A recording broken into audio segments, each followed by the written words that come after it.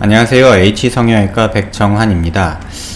오늘 설명드릴 내용은 사각턱 재건을 시행함에 있어서 이제 본시멘트를 활용해서 제가 수술을 시작한 이후로 몇몇 병원에서도 사각턱 재건에 본시멘트를 활용하고 또 3D 프린터를 활용해서 수술을 시도하고 있는 듯 합니다. 많은 분들이 이제 저에게도 상담을 오셔서 말씀을 해주시는데요.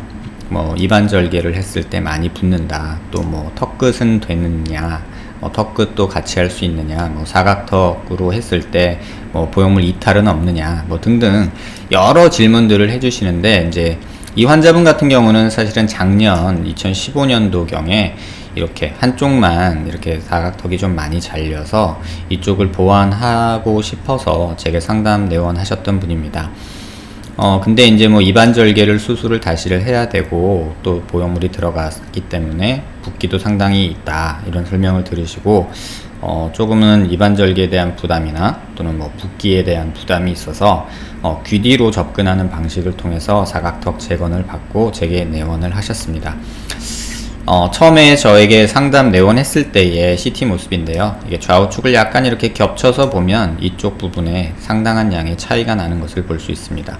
약간 음영을 바꿔서 보면 신경선은 거의 손상받기 직전까지 이렇게 차이가 나게 이제 잘린 모습인데요.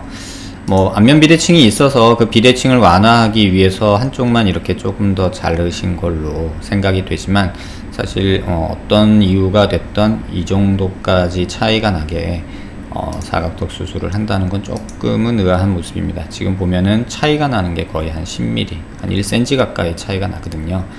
그래서 한 9점 몇 mm, 9.56mm 정도 차이가 나는데, 이 정도 차이가 나는 수술을 비대칭 교정 목적으로 한다는 것은 조금은 의아한 판단을 했던 것 같습니다. 그래서 당시 환자분께는 이제 사각턱 재건을 이제 반대쪽에 맞춰서 어느 정도 하자, 이렇게 말씀을 드렸고요. 근데 1년 후에 환자분께서 다른 병원에서 이제 귀 뒤로 접근하는, 이반절개를 하지 않는 귀 뒤 접근법을 활용한 3D 프린터를 이용한 사각턱 재건 수술 후에 제게 내원하신 모습입니다.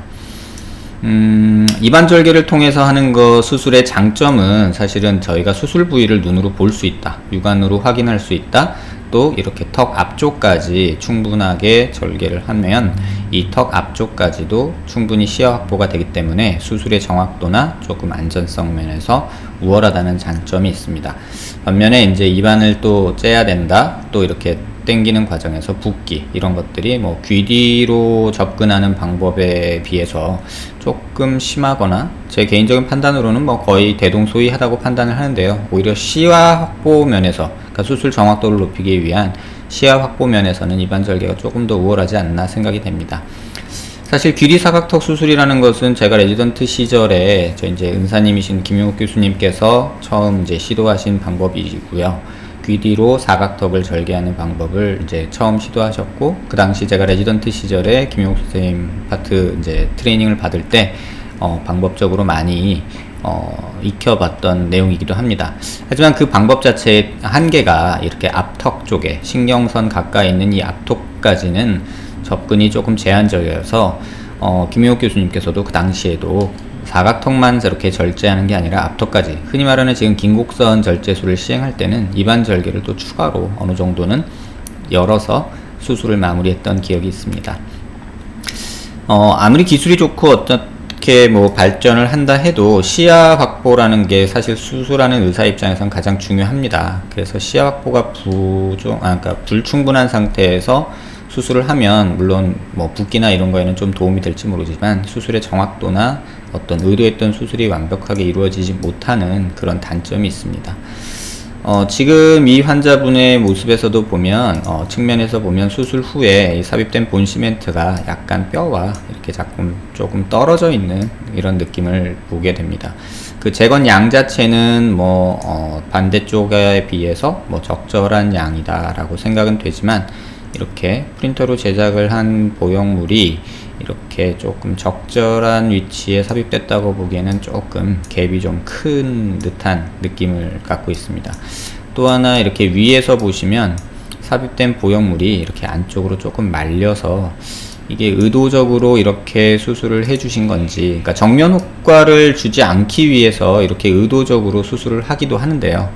그런 의도셨는지 아니면 뭐 수술의 오류인지 그거는 뭐 정확하게는 제가 판단하기는 좀 어려운 것 같습니다. 이렇게 보시면 이 보형물이 약간 이쪽으로 안쪽으로 말려 들어간 모습이고요. 또 이렇게 앞쪽까지 오긴 했으나 이 간격이나 어떤 정돈된 모습이 조금은 아쉬움이 있는 내용입니다.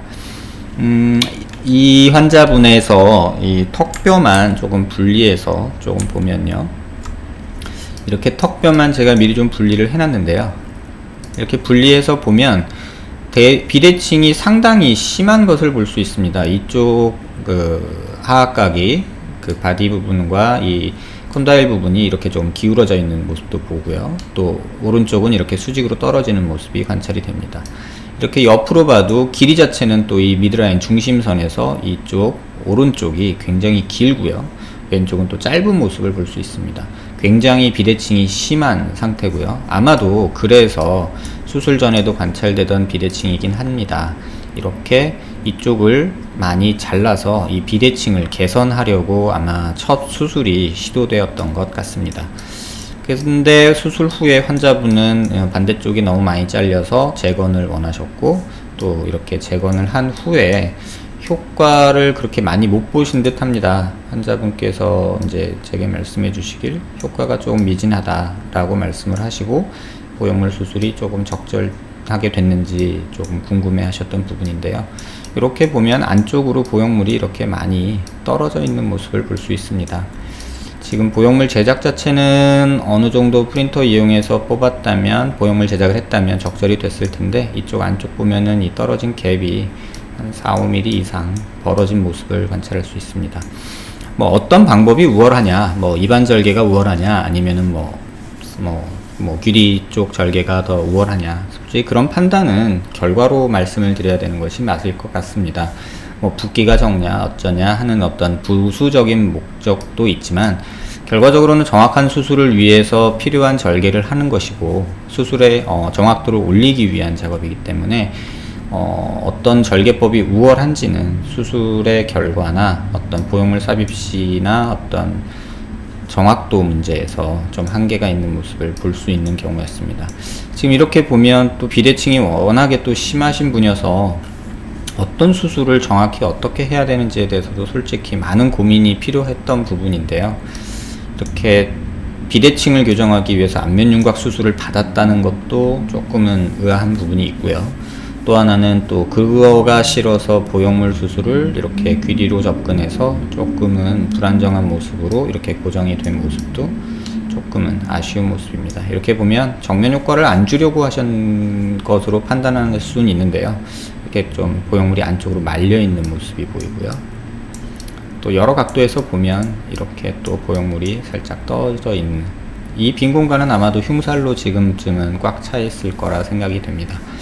이런 좀 아쉬운 부분이 있어서 말씀을 드리고요. 오늘 포스팅하면서 말씀드릴 내용 중에 가장 중요한 부분은 어떤 절대적인 방법이 가장 우월하다, 마치 우리 약장수들이 이 약 한번 먹어봐, 만병통치약, 사실 이런 것은 존재하지 않습니다.